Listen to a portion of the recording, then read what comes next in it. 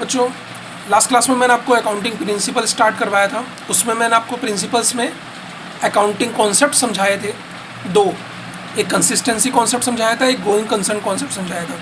अब हम तीसरे कॉन्सेप्ट की बात कर रहे हैं, एक्रूअल कॉन्सेप्ट। ये one of the most important concept है और आपकी जितनी भी अकाउंटिंग बुक्स बनती है इसी कॉन्सेप्ट पर आधारित है। अकाउंट्स की जितनी भी आप किताबें बनाते हो सबके सब इसी कॉन्सेप्ट पर आधारित है। इसको समझाने के लिए मैं आपको एग्जाम्पल ही लूँगा। वैसे जनरली कोई भी कॉन्सेप्ट या कोई भी बात समझानी है, कोई भी टॉपिक समझाना है, मैं उसके लिए एग्जाम्पल ही लेना पसंद करता हूँ ताकि आपको ज़्यादा आसानी से समझ में आ सके।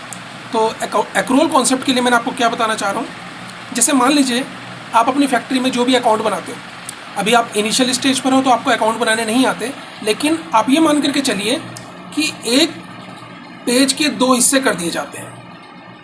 इस साइड मान लीजिए इनकम लिखी जा रही है, यानी कि आपने कितना कितना कमाया, और इस साइड एक्सपेंस लिखे जा रहे हैं, आपने कितना कितना खर्च किया। यानी कि एक पेज बनाया आपने और पूरे दिन का या पूरे महीने का हिसाब लिख रहे हो या पूरे साल का हिसाब लिख रहे हो। उस हिसाब किताब में क्या है, जैसे आपके घर पर भी अकाउंट्स बनते हैं, आपकी मदर जो भी आपके पिताजी ने कमा करके ला करके दिया है, जो भी इनकम ला करके दी है उसको लिखती हैं। उसके अलावा जो जो महीने का खर्चा है उसको लिखते जाते हो। तो आप अपने घर में भी देखते हो यही चीज़। इसी तरह से फैक्ट्री में भी होता है, खर्चे अलग लिख दिए जाते हैं, इनकम अलग लिख दी जाती है। बाद में उन दोनों को मिलाया जाता है कि इनकम ज़्यादा है या फिर खर्चे ज़्यादा है। अगर इनकम ज़्यादा है तो आपको प्रॉफिट हो रहा है, और अगर एक्सपेंस ज़्यादा है तो आपको लॉस हुआ है। तो पूरे साल के खाते, बही खाते इसी प्रकार से बनाए जाते हैं। तो एक्सपेंस जैसे मैंने एग्जाम्पल के लिए लिया, मैंने रेंट पेड किया है, rent paid at the rate 10,000 per month. तो 10,000 पर मंथ का रेंट था, मैंने पेड किया है 80,000। मैंने मकान मालिक को पूरे साल में रेंट पेड किया है 80,000। मेरी एक फैक्ट्री है और वो फैक्ट्री किराए पर है, तो मेरा जो मकान मालिक है मैं उसे 10,000 रुपये पर मंथ के हिसाब से रेंट पेड करता हूँ, लेकिन मेरा रेंट कितना पेड किया है, 80,000। ठीक है, ये पहला एग्जाम्पल हो गया एक्सपेंस का। इसी तरह से मैंने लेबर को सैलरी दी, सैलरीज पेड। मेरे पास 10 लेबर काम करती है और हर एक लेबर को मैं 20,000 रुपये देता हूँ। मेरे पास 10 लेबर काम करती है और मैं सबको एट द रेट 20,000 पर लेबर।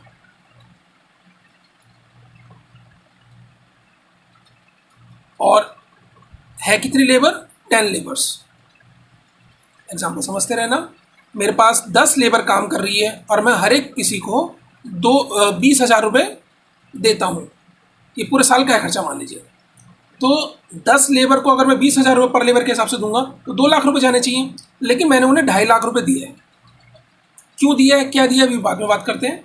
लेकिन मेरी जो टोटल पेमेंट गई है सैलरी की वो गई है 2.5 लाख रुपये, और रेंट की पेमेंट कितनी गई है, 80,000 रुपये।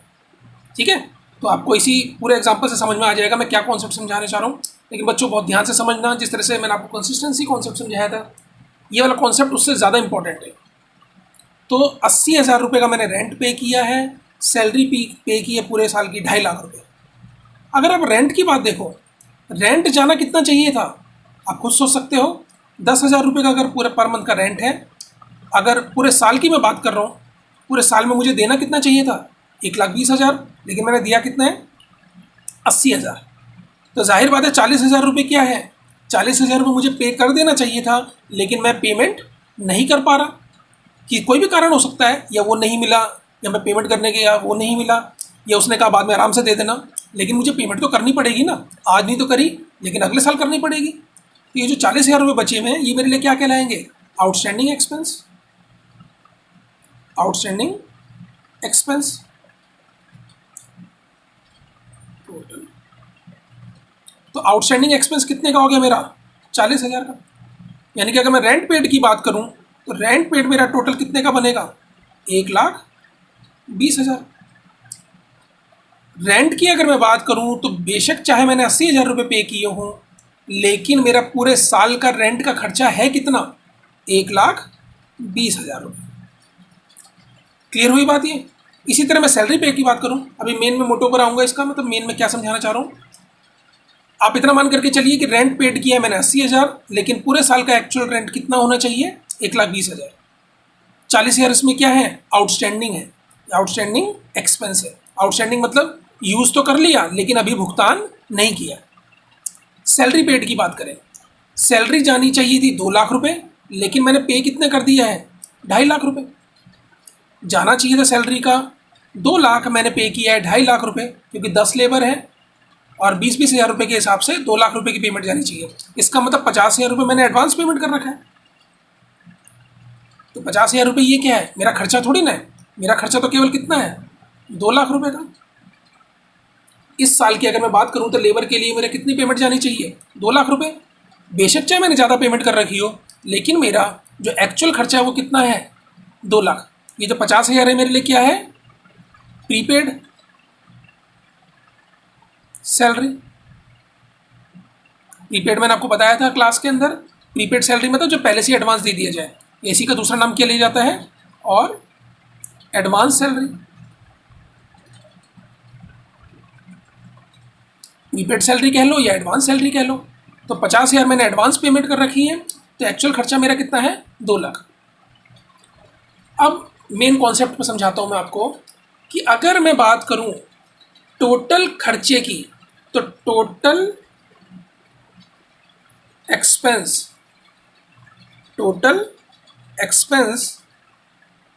For the year, whether paid or not, चाहे पेड किया हो चाहे ना पे किया हो, तो कितना है? Rent plus salary. तो रेंट होना कितना चाहिए? Total expenses for the year कितना होना चाहिए? रेंट के नाम से होना चाहिए 1,20,000 और सैलरी के नाम से होना चाहिए 2 लाख। तो कितना हो गया? 3,20,000। But total expense paid for the year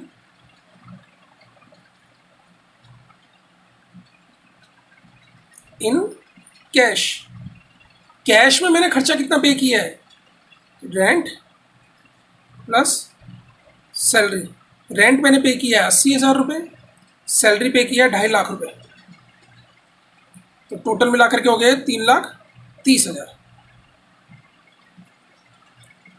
अब ध्यान से समझते हैं, ये तो आपको एग्जांपल क्लियर हो ही गया होगा। ये मैंने क्या समझाया? 80,000 पे किया, पूरे साल का होना चाहिए 1,20,000। 2.5 लाख पे किया, पूरे साल का होना चाहिए 2 लाख। तो पूरे साल का होना कितना चाहिए? 3,20,000। पूरे साल का पेमेंट कितनी की है? 80 और 250, 3,30,000। तो टोटल एक्सपेंस जो होने चाहिए, चाहे पेमेंट हो चाहे ना हो, तो पूरे साल के खर्चे कितने होने चाहिए? 3,20,000। लेकिन मैंने पेमेंट कितनी की है? 3,30,000।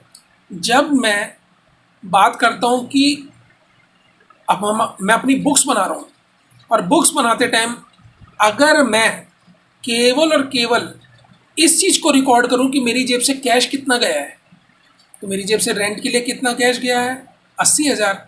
सैलरी के लिए कि मेरी जेब से कितना कैश गया है? 2.5 लाख। तो अगर मैं इस तरह से रिकॉर्ड बनाऊँ, मैं अपने रिकॉर्ड बनाते टाइम केवल इस चीज़ को लिखूँ कि मेरी जेब से कैश कितना गया है, तो इसको बोलते हैं cash basis of accounting. Cash basis of accounting, याद रखिएगा ये आप, कैश बेसिस ऑफ अकाउंटिंग। जब अकाउंट बनाया जाए केवल और केवल कैश के आधार पर, कैश कितना आ रहा है, कैश कितना जा रहा है, केवल कैश की बात की जाए। पूरे साल का खर्चा कितना है, पूरे साल की इनकम कितनी, इस चीज़ से मतलब नहीं है। कैश कितना गया, रेंट के लिए कितना गया, सैलरी के लिए कितना गया, रॉ मटेरियल के लिए कितना गया, लेबर के लिए कितना गया, इलेक्ट्रिसिटी के लिए कितना गया, मतलब सारे खर्चों की बात कर रहे हैं कि कैश कितना गया है। इस साल का कितना खर्चा है उससे मतलब नहीं है, केवल कैश की बात हो रही है। तो जब हम इस तरह से रिकॉर्ड अपने मेंटेन करते हैं तो उसे बोलते हैं हम कैश बेसिस ऑफ अकाउंटिंग। लेकिन जब हम बात करते हैं कि पूरे साल का एक्चुअल खर्चा कितना होना चाहिए, पूरे साल का रेंट का एक्चुअल खर्चा कितना है? 1,20,000। पेमेंट की है बेशक 80,000, लेकिन पूरे साल का होना कितना चाहिए? 10,000 पर मंथ के हिसाब से 1,20,000। सैलरी के लिए पेमेंट की है 2.5 लाख, लेकिन पूरे साल की सैलरी होनी कितनी चाहिए? 2 लाख। भाई जब 10 लेबर काम कर रही है 20,000 के हिसाब से 2 लाख ही बने। तो जब हम एक्चुअल में बात करते हैं कि एक्चुअल एक्सपेंस कितना होना चाहिए। जब हम उसको रिकॉर्ड करें, चाहे पेमेंट हो चाहे ना हो, चाहे एडवांस पेमेंट हो उसको माइनस करो, मतलब सब कुछ एक्चुअल की बात करें, तो जब हम इस तरह से अपने रिकॉर्ड बनाते हैं तो उसको बोलते हैं हम accrual basis of accounting. Accrual basis of accounting, इसी में से जो एक्रूअल वर्ड है उसको उठा करके यहाँ पर कॉन्सेप्ट में लिया गया है। मतलब जो मैंने आपको ये एक्रूअल बेसिस ऑफ अकाउंटिंग समझाया है कि हम अपने सारे के सारे खर्चों को दिखाएं, चाहे पेमेंट पेड हो चाहे ना हो। एक्चुअल खर्चों को जब हम बात करते हैं तो जब हम उसके हिसाब से अपने अकाउंट बनाते हैं तो उसको बोलते हैं एक्रूअल कॉन्सेप्ट या एक्रूअल बेसिस ऑफ अकाउंटिंग। बहुत ही ज़्यादा इंपॉर्टेंट है। और आप ध्यान रखना कि आप लोग जो अकाउंटेंसी पढ़ रहे हो 11th क्लास में, ठीक है, इसके बाद 12th पढ़ोगे, उसके बाद बीकॉम करोगे, उसके बाद सीए करोगे, या आगे CWA CS कुछ भी करोगे, ICWA वगैरह जो भी करो, तो आपको जो अपने कंपनी में काम करने के लिए जाओगे या अपनी खुद कंपनी खोलोगे, तो जो भी आप अकाउंट्स बनाओगे, ध्यान रखना प्रैक्टिकल लाइफ में आप हमेशा एक्रूअल बेसिस ऑफ अकाउंटिंग ही देखोगे, यानी कि एक्रूअल कॉन्सेप्ट को फॉलो होते हुए ही देखोगे। तो इसमें क्या होता है कि हम एक्चुअल खर्चों की बात करते हैं, चाहे पेड हो और चाहे ना पेड हो। एक्चुअल खर्चों की बात करते हैं, चाहे एडवांस पेड हो तो उसको हटा दो, आउटस्टैंडिंग है तो उसको जोड़ लो, यानी कि एक्चुअल में कितना खर्चा हुआ है उसको देखा जाता है, पेड हो चाहे ना हो। तो जब हम इस तरह से अकाउंट बनाते हैं तो उसको कहा जाता है एक्रूअल कॉन्सेप्ट ऑफ अकाउंटिंग। तो ये था आपका थर्ड कॉन्सेप्ट। मैंने लास्ट क्लास में आपको समझाया था एक्रूअल कॉन्सेप्ट। एक्रूअल कॉन्सेप्ट में एक आपको गोइंग कंसर्न समझा दिया, एक कंसिस्टेंसी समझा दिया, और तीसरा मैंने आपको एक्रूअल कॉन्सेप्ट समझाया। इसी में अब आगे करते हैं। आगे है आपका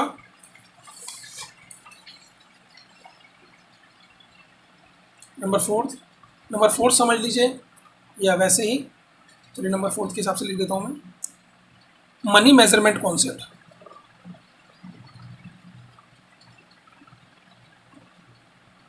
मनी मेजरमेंट कॉन्सेप्ट, मुद्रा माप की अवधारणा। बहुत ही सिंपल है ये। मुद्रा माप की अवधारणा क्या कहलाता है कि जब आप अपनी फैक्ट्री में कोई भी अकाउंट बनाते हो, जो भी आप रिकॉर्डिंग करते हो, आप केवल उन्हीं चीज़ों की रिकॉर्डिंग करोगे जिसे मुद्रा में यानी कि मनी की टर्म्स में लिखा जा सकता है। एग्जाम्पल के लिए समझते हैं, आपने अपनी फैक्ट्री में एक मशीनरी खरीदी 5 लाख की, आप इसको रिकॉर्ड करोगे तो दिखा दोगे कि ये जो आपकी एसेट है। आपने 10 लेबर काम पर लगाई @20,000, ठीक है, तो पूरे मंथ का एक्सपेंस या पूरे साल का एक्सपेंस आपका कितना हो गया, 2 लाख रुपए। दिखा दोगे सैलरी एक्सपेंस, सैलरी एक्सपेंस। मतलब आपने 5 लाख की एसेट खरीदी, ये आपका खर्चा हो गया कैपिटल एक्सपेंडिचर। आपने 2 लाख रुपए सैलरी के दिए पूरे साल में, तो ये हो गया आपका सैलरी एक्सपेंस। लेकिन आप ये कहो कि आपके पास जो लेबर काम करती है वो बहुत ही बढ़िया काम करती है, तो बहुत ही बढ़िया काम करती है का क्या मतलब हुआ, बहुत ही एफिशिएंट है। तो एफिशिएंसी को क्या आप लिख सकते हो अकाउंट की बुक में? क्या आप ये बता सकते हो कि कितनी एफिशिएंट है, बहुत ज़्यादा एफिशिएंट है, कम एफिशिएंट है, मीडियम एफिशिएंट है? आप इस चीज़ को रिकॉर्ड नहीं कर सकते। आपने 10 कंप्यूटर खरीदे, 10 कंप्यूटर परचेज्ड @40,000 ईच, तो जो आपने 4 लाख रुपए खर्च किए, 4 लाख रुपए ये आपकी एसेट बन गई, इसको आप रिकॉर्ड कर सकते हो। लेकिन आपने A3 मॉडल का खरीदा था, D3 मॉडल का खरीदा था, विंडोज़ में 10 काम कर रही है और बहुत ही बढ़िया काम कर रही है, टैली का जो सॉफ्टवेयर है वो भी बहुत बढ़िया है, आप इस चीज़ को रिकॉर्ड कर सकते हो क्या? नहीं कर सकते। आपने अपनी फैक्ट्री के अंदर एक अकाउंटेंट की भर्ती की, एक CA को बुलाया, मतलब एक पोस्ट थी, उसमें आपने CA को अपॉइंट करा, और आप उस CA को 50,000 पर मंथ की सैलरी देते हो, या जो भी मान लीजिए 25,000 रुपये पर मंथ की सैलरी देते हो, तो पूरे साल की आपकी 3 लाख रुपए आप उसे सैलरी दे रहे हो, तो 3 लाख रुपए तो रिकॉर्ड कर सकते हो। लेकिन वो CA आपका बहुत ही ज़्यादा एफिशिएंट है, आप उस चीज़ की रिकॉर्डिंग नहीं कर सकते।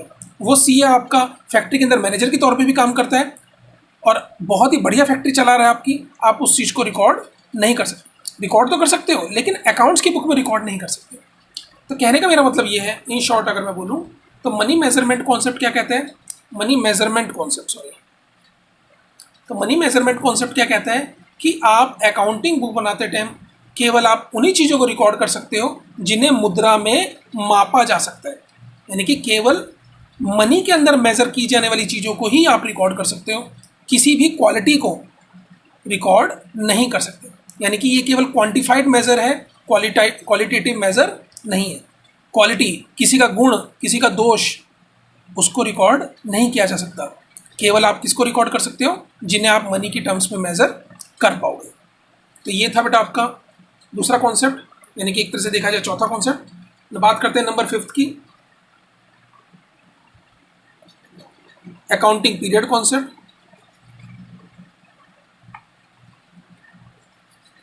अकाउंटिंग पीरियड कॉन्सेप्ट,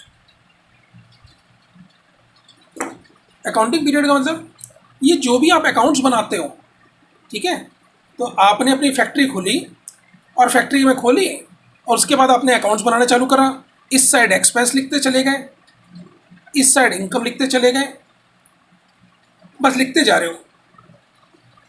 आपकी फैक्ट्री स्टार्ट हुए हुए मान लीजिए 3-3.5 साल हो गए। एक दिन मैं मिला आपसे और मैंने मिलते हुए पूछा, हाँ भाई बताओ कितना कमाया आपने? सर बहुत बढ़िया काम चल रहा है, बस बहुत बढ़िया। मैंने कहा चलो काम तो अच्छा चल रहा है लेकिन कुछ कमाई में हो रही है? हाँ सर बस सारे खर्चे निकल रहे हैं, फैक्ट्री बहुत अच्छी चल रही है, फैक्ट्री में काम होता है, सामान खरीदते हैं बेचते हैं। मैंने कहा भाई प्रॉफिट कितना हुआ है, मतलब लॉस में हो या प्रॉफिट में हो? आपने कहा सर बढ़िया चल रहा है। तो मैंने कहा अच्छा प्रॉफिट तो कमा रहे हो, लेकिन प्रॉफिट कमा कितना रहे हो, एग्जैक्ट उसकी वैल्यू क्या है? आप उसमें उस टाइम पर आंसर दे पाओगे क्या? डेफिनेटली नहीं। तो आप आंसर इस वजह से नहीं दे पा रहे क्योंकि 3.5 साल से आप रिकॉर्ड तो कर रहे हो लेकिन एक जगह पर ला करके आपने ब्रेक नहीं लगाया, एक जगह एक पर्टिकुलर डेट पर आकर के आपने ब्रेक नहीं लगाया। तो होता क्या है कि आपको एक टाइम बाउंड के अंदर, यानी कि जो अभी आप अकाउंट्स बनाते हो, आप अपने सारे के सारे एक्सपेंस लिखते हो, आप अपनी सारी की सारी इनकम लिखते हो, तो एक टाइम बाउंड के अंदर उसको रिकॉर्ड किया जाता है। टाइम बाउंड का मतलब पूरा का पूरा 1 साल। आप पूरे के पूरे 1 साल के अंदर ये देखते हो कि आपके पूरे के पूरे 1 साल के एक्सपेंस कितने हैं, आपके पूरे के पूरे 1 साल की इनकम कितनी है, और आप क्या करोगे फिर 1 साल की इनकम को उस 1 साल के एक्सपेंसेस से तुलना करोगे, उसको कंपेयर करोगे। एक पूरे साल के अंदर अगर आपकी इनकम ज़्यादा है एक्सपेंस के, यानी कि इस पूरे साल में आपने ज़्यादा इनकम कमाई, खर्चे कम किए, तो आपको प्रॉफिट हो रहा है। अगर इस पूरे साल में आपने एक्सपेंस ज़्यादा किए, इनकम कम हुई, तो आपको लॉस हो जाए। तो आपको जो भी अपने आंकड़े बनाने हैं, जो भी आपको अपने डाटा इकट्ठे करने हैं, वो आप पूरे के पूरे 1 साल के लिए करोगे। आपने कहा चलो ठीक है सर, तो 1 साल के लिए बना लेंगे हम, लेकिन आप ऐसा कीजिए, आप 1 साल बाद आइए तो दिवाली पे मैं आपको अपने सारे के सारे आंकड़े दिखाऊंगा, सारे के सारे बही खाते दिखाऊंगा, सारे के सारे जो अपने अकाउंट की बुक्स है वो दिखाऊंगा। दिवाली पे दिखाया आपने, तो दिवाली पे दिखा रहा है। अब बात करते किसी दूसरे स्टूडेंट से मिला, उसकी भी फैक्ट्री चल रही थी, वो क्रिश्चियन था, तो उसने कहा सर मैं आपको अपने आंकड़े सारे के सारे क्रिसमस पे दिखाऊंगा। किसी तीसरे से बंदे से मिला, वो मुस्लिम कैटेगरी का था, तो उसने कहा सर मैं आपको अपने ईद पर दिखाऊंगा। किसी और से मिला तो उसने कहा हम तो हिंदू है सर, हम तो आपको नवरात्रे वाले दिन दिखाएंगे, दिवाली पे नहीं, लेकिन मैं तो आपको नवरात्रे वाले दिन दिखाऊंगा। नवरात्रे जो लास्ट नवरात्रा होगा, अष्टमी वाले दिन, नौवीं वाले दिन, मैं आपको उस दिन दिखाऊंगा। तो अलग अलग लोग अपने अलग अलग हिसाब से अपने 1 साल के आंकड़े बनाएंगे। तो इससे बचने के लिए डिपार्टमेंट ने, यानी कि जो गवर्नमेंट है, गवर्नमेंट डिपार्टमेंट ने क्या बनाया, एक स्टैंडर्डाइज फॉर्मेट बना दिया कि आपने क्या करना है, 2 बातों को मान करके चलना है। एक तो पूरे के पूरे 1 साल के लिए अकाउंट बनने चाहिए, पूरे 1 ईयर के लिए, 1 ईयर यहाँ से शुरू होगा, यहाँ पर ख़त्म होगा। एक तो पूरा का पूरा 1 साल के लिए आंकड़े बनने चाहिए, पूरे साल के लिए आप अपने एक्सपेंस बताओगे, पूरे साल के लिए आप अपनी इनकम बताओगे। तो पूरे साल में आपने कितना खर्च किया, पूरे साल में कितना कमाया, उसका ब्यौरा, उसका पूरा का पूरा विवरण डिपार्टमेंट को भेजोगे, गवर्नमेंट को भेजोगे, ठीक है। एक तो पूरे साल का होना चाहिए। लेकिन जब अलग अलग हमारे अलग अलग कह लीजिए अलग अलग कैटेगरी के लोग रहते हैं, तो सबके 1-1 साल का अपने आंकड़े बनाने का तरीका अलग अलग हो सकता है। तो इससे बचने के लिए गवर्नमेंट ऑफ इंडिया ने या इनकम टैक्स डिपार्टमेंट ने क्या बताया कि आपको जो पूरा का पूरा 1 साल फॉलो करना है, वो पर्टिकुलर 1 अप्रैल से चालू होगा, 1 अप्रैल से स्टार्ट होगा और एंड कर कहाँ पर होगा, 31 मार्च एवरी ईयर। यानी कि कोई बंदा कहेगा जी मैं तो पूरे साल का साल बनाऊंगा, 1 जनवरी से स्टार्ट करूंगा, 31 दिसंबर को ख़त्म करूंगा। कोई कहेगा जी मैं इस ईद पे चालू करूंगा, अगली ईद पे ख़त्म करूंगा, उसके बाद अगली ईद पर नया साल चालू हो जाएगा, उसके बाद अगली ईद आएगी फिर नया साल चालू हो जाएगा, उसके बाद अगली ईद आएगी फिर चालू हो जाएगा। कोई कहेगा मैं क्रिसमस पे चालू करूंगा, क्रिसमस पे एंड करूंगा, क्रिसमस पे चालू करूंगा, क्रिसमस पे एंड करूंगा। तो इससे बचाने के लिए, यूनिफॉर्मिटी लाने के लिए, सब में एक रूपता लाने के लिए गवर्नमेंट ने क्या बोला कि पूरे 1 साल के आंकड़े बनाओ और 1 अप्रैल को चालू करो और 31 मार्च को ख़त्म करो।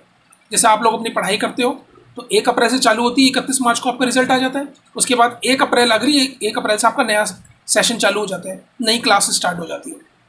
तो सेम उसी तरह से अकाउंट बनाते टाइम भी इसी कॉन्सेप्ट को फॉलो किया जाता है। इसको बोलते हैं फाइनेंशियल ईयर। फाइनेंशियल ईयर तो हर एक किसी कंपनी को, हर एक किसी ऑर्गेनाइजेशन को, हर एक किसी एंटिटी को, एंटिटी बताया था ना मैंने आपको, कोई भी ऑर्गेनाइजेशन उसको एंटिटी बोला जाता है। तो हर एक किसी एंटिटी को क्या करना पड़ता है, एक फाइनेंशियल ईयर को फॉलो करना पड़ता है। और वो फाइनेंशियल ईयर कब से स्टार्ट होता है, 1 अप्रैल से, which is ending on 31 March every year.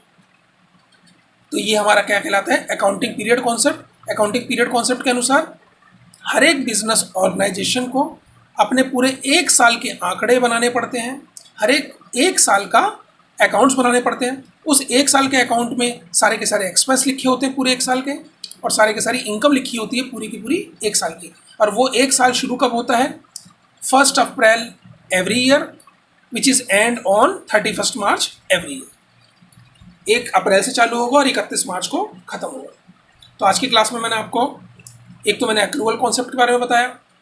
Accrual concept क्या कहता है, एक्रूअल कॉन्सेप्ट ये बताता है कि आपको अपने पूरे के पूरे जो अपने आंकड़े इकट्ठे करने हैं वो पूरे के पूरे खर्चों के हिसाब से करने हैं और पूरी की पूरी इनकम के हिसाब से करनी है कि इस साल की इनकम कितनी है, इस साल के खर्चे कितने हैं, चाहे पेमेंट हो और चाहे ना हो। पेमेंट नहीं हुई तो प्लस कर लो और अगर एडवांस पेमेंट हो रही है तो माइनस कर लो। तो जब हम इस चीज़ को फॉलो करते हैं तो उसको कहलाता है वो accrual basis of accounting. Total expense for the year whether paid or not. ध्यान रखना इनकम के साथ भी यही होता है, इनकम पूरे साल की देखी जाती है वेदर रिसीव्ड और नॉट। तो ये हमारा एक्रूअल कॉन्सेप्ट। फिर मैंने आपको बताया money measurement concept. Money measurement concept क्या कहता है कि आप अपने अकाउंटिंग बुक्स में केवल उन्हीं चीज़ों को रिकॉर्ड करोगे जिन्हें आप मुद्रा के अंदर व्यक्त कर सकते हो, मुद्रा के अंदर कैलकुलेट कर सकते हो। किसी की क्वालिटी को आप अकाउंटिंग बुक्स में रिकॉर्ड नहीं करोगे, किसी के गुण दोष को रिकॉर्ड नहीं करोगे। अकाउंटिंग पीरियड कॉन्सेप्ट क्या बताया कि आप अपनी बुक्स को पूरे के पूरे 1 साल के लिए बनाओगे, मतलब केवल 1 साल के लिए नहीं, उसके बाद अगला साल चालू होगा, उसके बाद अगला साल चालू होगा। तो अकाउंटिंग पीरियड कॉन्सेप्ट क्या कहता है कि आप अपनी बुक्स को 1 साल के लिए बनाओगे और वो 1 साल शुरू होता है 1 अप्रैल से लेकर 31 मार्च।